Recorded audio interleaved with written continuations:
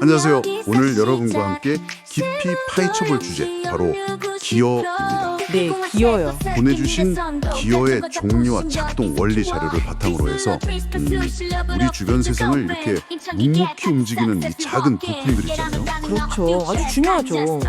이것들의 어떤 핵심 원리, 그리고 또 얼마나 다양한지 이런 걸 좀 집중적으로 탐구해 보겠습니다. 네, 흥미로운 주제가 될 것 같습니다.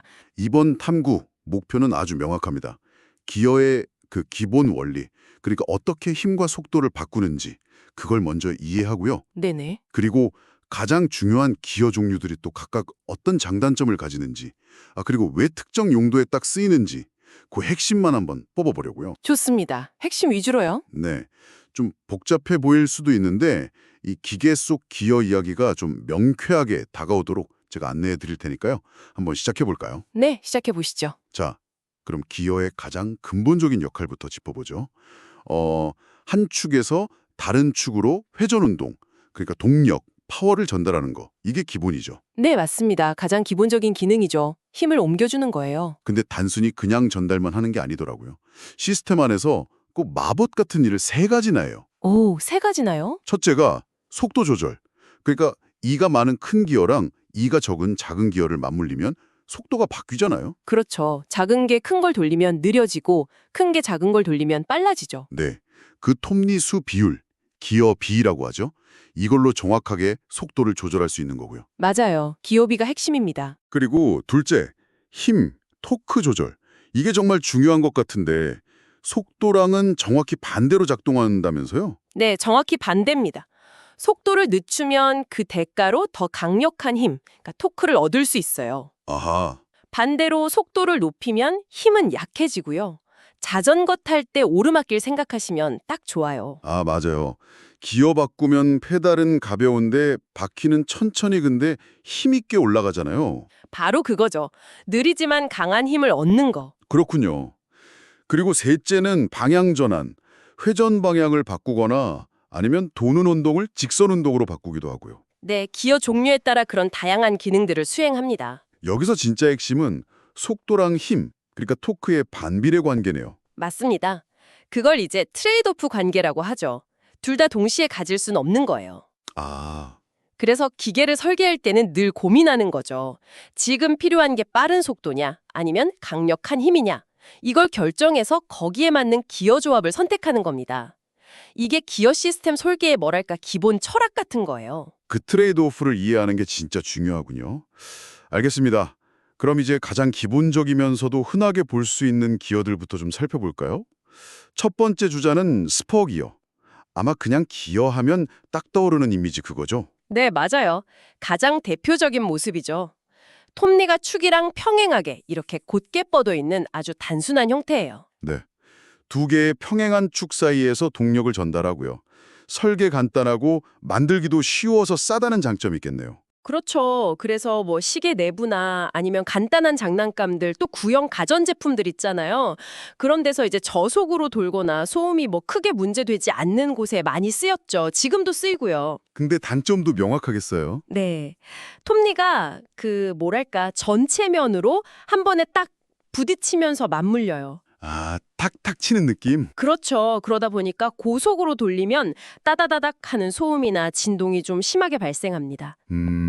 그래서 스포기어의 그 장점, 그러니까 비용이나 단순성이 중요할 때도 있지만 성능, 특히 소음이나 부드러움이 더 중요하다. 그러면 이제 다른 걸 생각하게 되는 거죠. 알겠습니다. 그럼 그 스퍼기어의 소음 문제를 해결하려고 나온 게 바로 헬리컬 기어 이거군요. 네, 맞습니다. 겉보기엔 비슷한데 톱니가 축에 대해서 약간 비스듬히 꼬여 있다. 이게 결정적인 차이인 거죠. 네, 바로 그겁니다. 이 비스만 톱니 덕분에 맞물릴 때 톱니의 한쪽 끝에서 다른 쪽 끝으로 점진적으로, 그러니까 스르륵 미끄러지듯이 접촉해요. 스퍼기어처럼 쾅 부딪히는 게 아니고 스르륵 하고요. 그렇죠. 훨씬 부드럽고 조용하게 작동하는 거죠. 그리고 동시에 접촉하는 면적도 더 넓어져서 더 큰 힘을 전달할 수도 있고요. 오, 그래서 이게 자동차 변속기에 그렇게 많이 쓰이는 거군요. 그 정숙성하고 부드러움 때문에. 네, 핵심 부품이죠. 한번 생각해 보세요. 운전하는데 변속기에서 계속 드르륵 드르륵 스포기어 소리 나면 좀 그렇잖아요. 아, 정말 피곤하겠네요. 물론 이게 톱니가 비스듬하다 보니까 축 방향으로 미는 힘, 추력이라고 하는데 이게 발생해요. 그래서 이걸 받쳐줄 베어링이 또 추가로 필요하다는 뭐 그런 설계상 고려할 점은 있어요. 아, 구조가 좀 더 복잡해지네요. 네, 그렇죠. 하지만 소음 줄이고 동력 전달 능력 높이는 이점이 워낙 크니까 널리 쓰이는 겁니다. 여기서도 이제 성능하고 복잡성, 비용 간의 트레이드오프가 있는 거죠. 그렇군요. 성능을 위해서 구조적인 복잡성은 좀 감소하는 거네요. 자, 이번에는 회전 방향을 바꾸는데 좀 특화된 기어, 베벨 기어를 보죠. 이건 모양이 원뿔 모양이라고요? 네, 맞아요. 원뿔 모양으로 생겨서 주로 이제 서로 만나는 두 축 사이, 특히 90도 각도로 만나는 축 사이에서 동력 방향을 탁 꺾어줄 때 사용됩니다. 베벨 기어도 그럼 스퍼 기어처럼 톱니가 그냥 직선인 게 있나요? 네, 있습니다. 스트레이트 베벨 기어라고 하죠. 구조가 비교적 간단해서 만들기는 쉬운데 이것도 역시 고속에서는 좀 소음이 날 수 있어요. 수동 핸드드릴 같은 거 있잖아요. 간단히 방향만 바꾸면 되는 것, 그런 데 쓰이죠. 하지만 자동차처럼 좀 더 부드럽고 강한 힘 전달이 필요하면 그때는 헬리컬 기어처럼 톱니가 나선형인 스파이럴 베벨 기어를 쓴다는 거군요. 네, 맞습니다. 스페럴 베벨 기어는 접촉이 훨씬 부드러워서 소음도 적고 더 큰 힘도 전달할 수 있죠. 그래서 이게 자동차 차동 장치 안에서 중요한 역할을 한다고요. 엔진 동력을 90도로 꺾어서 바퀴로 보내는 거예요. 네, 그게 아주 대표적인 예입니다. 엔진에서 온 회전력을 프로펠러 샤프트를 통해서 받아서 이걸 직각으로 딱 꺾어서 양쪽 바퀴축으로 보내줘야 하거든요. 아하! 그때 이 스파이럴 베벨 기어가 아주 조용하고 반역하게 힘을 전달하는 핵심 역할을 수행하는 거죠. 그러니까 기본 기능은 방향 전환인데 성능 요구에 따라서 스트레이트냐 스파이럴이냐 이걸 선택하는 겁니다. 자동차 얘기가 나온 김에 빼놓을 수 없는 기어 조합이 또 있죠. 렉앤 피니언, 이건 좀 독특해요. 동그란 기어 피니언하고 평평한 막대기 모형 기어 렉이 만나는 구조라고요. 네, 아주 독특한 조합이죠. 피니언이 돌면 렉이 직선으로 움직이고 반대로 렉이 움직이면 피니언이 돌고, 그러니까 회전 운동이랑 직선 운동을 서로 바꿔주는 역할을 하는 거네요. 맞습니다. 정확해요. 이 자료 보니까 자동차 조향 장치가 바로 이 원리로 작동한다는 게 새삼 놀랍네요. 우리가 운전대로 돌리면 그게 피니언 역할, 렉이 좌우로 움직여서 바퀴 방향을 바꿔주는 거잖아요. 네, 맞아요. 아주 직관적이고 효과적인 방식이죠. 운전자가 핸들을 돌리는 그 회전 조작을 바퀴의 방향 전환이라는 직선 운동으로 직접 연결해 주니까 조향감이 상당히 좋아요. 반응이 빠르겠네요. 그렇죠. 그리고 구조도 비교적 간단해서 공간도 적게 차지하고 무게도 가볍고요. 그래서 대부분의 승용차 조향 시스템에 이게 널리 쓰입니다. 회전 운동을 직선 운동으로 바꾸는 가장 대표적이고 성공적인 사례 중 하나라고 할 수 있습니다. 이야, 정말 기발한 아이디어였네요. 자, 그럼 이제 좀 일반적인 기어의 마지막 주자 같은데요. 웜 기어. 웜 기어? 네, 이걸 만나보겠습니다. 나사처럼 생긴 웜하고 일반 기어처럼 생긴 웜 휠이 직각으로 맞물리는 구조. 근데 이게 아주 특별한 능력이 있다고요? 네, 그렇습니다. 아주 독특한 기어죠. 첫 번째 특징은 아주 높은 비율로 속도를 줄일 수 있다는 거예요.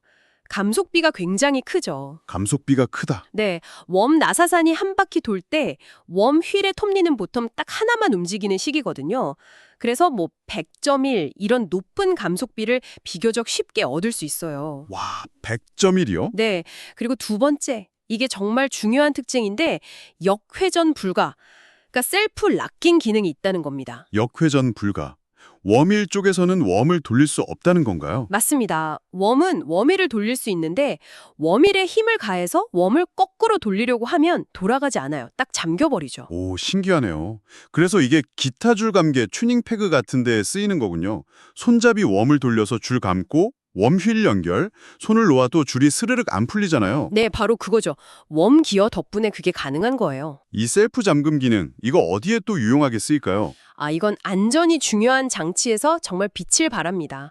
예를 들면 엘리베이터나 컨베이어 벨트 아니면 호이스트처럼 무거운 걸 들어 올리거나 옮기다가 갑자기 동력이 끊겼을 때 아, 그렇죠, 그렇죠. 그때 현재 위치를 딱 유지해야 하잖아요. 이게 필수적이죠. 웜이 웜위를 돌릴 수는 있지만 웜에 걸리는 그 하중이 웜을 거꾸로 돌릴 수는 없기 때문이에요. 아, 진짜 똑똑한 설계네요. 다만 이게 나사랑 기어가 이게 미끄러지면서 접촉하는 방식이라 마찰이 좀 커요. 그래서 에너지 효율은 다른 기어들보다는 조금 떨어지는 그런 단점은 있습니다. 아, 효율은 좀 떨어지는군요. 네. 하지만 그 높은 감속비랑 셀프 잠금이라는 독보적인 장점 때문에 특정 용도에서는 대체 불가능한 그런 역할을 하는 거죠. 확실히 장단점이 명확하네요. 진짜 목적에 따라서 기어를 잘 선택해야 하는 이유가 보이네요. 좋습니다. 그럼 이번에는 조금 더 복합적인 구조로 특별한 성능을 내는 기어들, 이걸 좀 살펴보죠. 유성 기어, 플래네터리 기어, 이거 이름부터 되게 흥미로운데요. 네, 그렇죠. 이름처럼 꼭 태양계 같아요. 중앙에 선기어, 태양, 그 주위를 도는 여러 개의 유성기어, 행성, 그리고 이들을 다 감싸는 링기어, 외곽 궤도, 이렇게 구성되거든요. 태양, 행성, 링기어. 와, 구조가 진짜 독특하네요. 근데 이게 어떤 장점이 있는 거죠? 이 독특한 구조 덕분에 아주 작은 공간에서도 여러 개의 유성기어가 힘을 이렇게 나눠서 받아서 전달하거든요. 그래서 매우 높은 감속비와 아주 큰 토크를 얻을 수 있습니다. 아, 힘을 여러 개가 나눠받으니까요. 네, 핵심은 힘의 분산과 다중 경로예요. 여러 유성기어가 동시에 힘을 전달하니까 같은 크기의 다른 기어 시스템보다 훨씬 큰 힘을 견딜 수 있고 또 아주 컴팩트하게 만들 수 있죠. 오, 그럼 어디에 주로 쓰이나요? 그래서 자동 변속기 내부에서 다양한 기어비를 만들어낼 때 쓰이고요. 또 로봇팔 관절이나 전동 드라이버처럼 좁은 공간에서 아주 강력한 힘이랑 정밀한 제어가 필요한 곳, 그런데 아주 이상적인 솔루션이 되는 거죠. 로봇팔 관절. 아, 그래서 그렇게 작고 정밀하게 움직이는 거군요. 그렇죠. 그리고 또 하나 장점이 그 선기어, 유성기어 캐리어, 링기어 중에서 어느 걸 입력을 하고 출력을 하고 또 고정시키느냐에 따라서 아주 다양한 작동 모드를 만들 수 있다는 유연성도 있어요. 야, 정말 팔방미이네요. 작은 공간에서 큰 힘을 내는 비밀이 바로 이 구조에 있었군요. 알겠습니다. 다음은 아까 잠깐 나왔던 차동 기어, 디퍼렌셜 기어. 자동차 이야기에서 또 빼놓을 수가 없죠. 자동차가 코너 돌 때 꼭 필요한 장치라고 하셨죠. 네, 맞습니다. 자동차가 코너를 돌 때 생각해보면 안쪽 바퀴는 짧은 거리를 돌고 바깥쪽 바퀴는 더 긴 거리를 돌아야 하잖아요. 네네, 그렇죠. 만약에 두 바퀴가 똑같은 속도로 그냥 억지로 돈다면 한쪽 바퀴는 막 미끄러지거나 질질 끌리면서 타이어도 빨리 닳고 주행도 되게 불안정해질 거예요. 위험하겠네요. 그렇죠. 그래서 차동 기어는 엔진에서 온 동력을 양쪽 바퀴로 나누어 전달하면서 동시에 이 두 바퀴가 서로 다른 속도로 회전할 수 있게 해주는 아주 영리한 장치입니다. 보통은 아까 봤던 베벨 기어들을 좀 복잡하게 조합해서 이 기능을 구현하죠. 그러니까 차동 기어가 해결하는 핵심 문제가 바로 코너링 시의 회전 속도 차이, 이거군요. 네, 바로 그겁니다. 이게 없다면 부드러운 코너링은 아예 불가능해요. 특히 좀 미끄러운 길에서는 차가 쉽게 통제력을 잃을 수도 있고요. 아, 따라서 차동 기어는 단순히 동력만 전달하는 게 아니라 자동차의 주행 안정성하고 조종성을 확보하는데 정말 필수적인 핵심 부품인 거죠. 그렇군요. 아까 스파이럴 베벨 기어가 여기서 쓰인다고 하셨고 하이포이드 기어라는 것도 쓰인다고요? 네, 맞아요. 하이포이드 기어는 스파이럴 베벨 기어랑 비슷한데 두 축이 한 점에서 만나는 게 아니라 살짝 엇갈려 있어요. 옵셋되어 있다고 하죠. 아, 축이 엇갈려 있다고요? 네, 그래서 구동축 위치를 좀 더 낮출 수가 있어요. 그러면 자동차 차체 바닥을 더 평평하게 만들 수 있다는 그런 추가적인 이점도 있어서 트럭이나 후륜구동 차량 차동 장치에 종종 쓰입니다. 더 부드럽고 조용한 것도 장점이고요. 와, 자동차가 그냥 부드럽게 코너 도는 게 당연한 게 아니었네요. 다 이런 차동 기어 덕분이었군요. 자, 지금까지 살펴본 기어들이 이제 가장 중요하고 흔히 쓰이는 것들 같은데요. 자료에는 더 특이한 기어들도 소개되어 있네요. 예를 들면 타원 기어, 엘립티컬 기어처럼 기어가 아예 원형이 아닌 경우도 있다고요? 네, 맞아요. 기어가 꼭 동그랄 필요는 없어요. 타원 기어처럼 비원형 기어들은 아주 특수한 운동을 만들어내기 위해서 설계된 것들입니다. 타원 기어는 어떤 운동을 만드나요? 타원 기어 두 개가 맞물려 돌겠요. 입력축이 일정한 속도로 돌아도 출력축의 속도는 주기적으로 빨라졌다가 느려졌다가 이렇게 변해요. 오, 속도가 변한다고요? 어디 있을까요? 예를 들면 뭐 생산 라인 같은 데서 제품을 쭉 옮기다가 특정 구간에서만 속도를 탁 늦춰서 포장을 해야 한다거나 뭐 그런 작업에 응용될 수 있겠죠. 이런 특수 기어들은 표준 기어로는 만들기 어려운 복잡한 움직임이나 속도 변화 패턴을 만들어내기 위한 아주 창의적인 해법이라고 할 수 있어요. 이야, 시간 관계상 뭐 노틸러스 기어니 쌍곡면 기어니 다 자세히 보긴 어렵지만 이런 것들이 있다는 건 기어 설계의 가능성이 정말 넓다는 걸 보여주는 예시들이죠. 정말 기어의 세계는 상상 이상으로 다양하군요. 알겠습니다. 자, 이제 기어 자체의 종류가 알고 기어를 어떻게 배치하고 활용하는지에 대한 중요한 개념 몇 가지만 더 짚어볼게요. 먼저 역회전 메커니즘, 리버싱 메커니즘, 자동차 후진 기어의 원리라고 하던데요. 네, 이건 특정 기어 종류라기보다는 배치 방식에 대한 이야기입니다. 아, 배치 방식이요? 네, 구동 기어랑 피동 기어 이렇게 두 개만 맞물리면 서로 반대 방향으로 돌잖아요. 네, 그렇죠. 근데 그 사이에 아이들러 기어, 아이들 기어라는 중간 기어를 하나 딱 끼워 넣으면 최종적으로 돌아가는 피동 기어의 회전 방향이 처음 구동 기어랑 같아져요. 아, 중간에 하나 넣으면 방향이 다시 같아지는군요. 그렇죠. 만약 아이들러 기어를 하나 더 넣어서 총 4개가 되면 다시 반대 방향이 되고요. 즉 아이들러 기어는 기어비, 그러니까 속도나 토크에는 전혀 영향을 주지 않고 오직 회전 방향만 바꾸는 역할을 하는 거예요. 그래서 수동 변속기 자동차 후진 기어가 이 원리를 쓰는 거군요. 전진 기어랑 반대 방향으로 돌게 하려고. 네, 바로 그거죠.